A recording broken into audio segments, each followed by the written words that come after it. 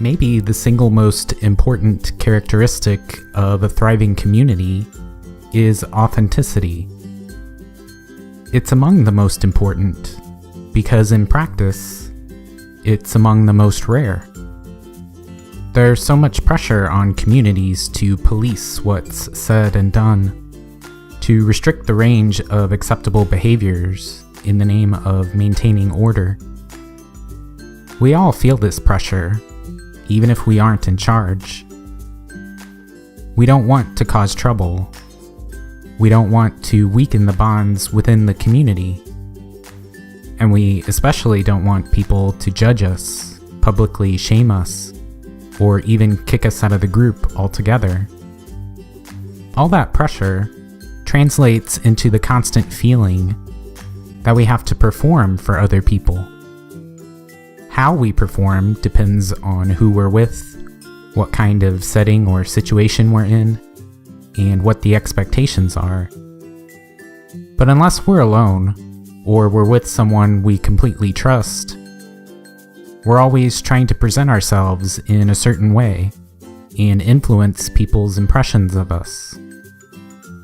This tendency is so pronounced that one of the most important sociological books ever written likened our social interactions in our everyday lives to actors on a stage, following certain scripts and playing certain roles. There are some benefits that come from setting rules and boundaries in our interactions, of course, but it's also pretty exhausting. It makes us feel lonely, like hardly anybody really knows or understands us. And it can also undermine communities if it creates too much conflict between how people really feel and what they really want to do, and what actually ends up happening. People will start feeling alienated, talking behind other people's backs, and getting frustrated with the lack of authenticity. After all, we don't just join communities for their own sake. We join them because we have emotional and social needs that we want fulfilled. How can we get those needs met when everybody's faking it?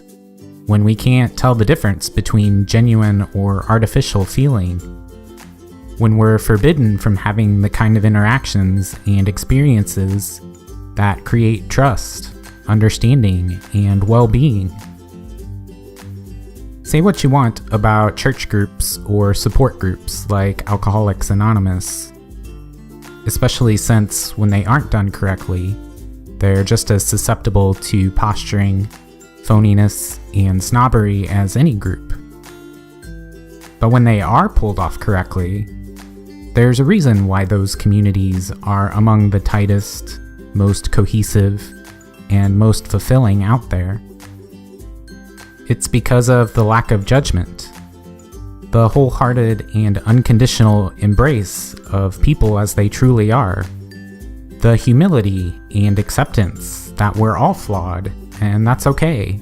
It doesn't make any of us less worthy of love and belonging.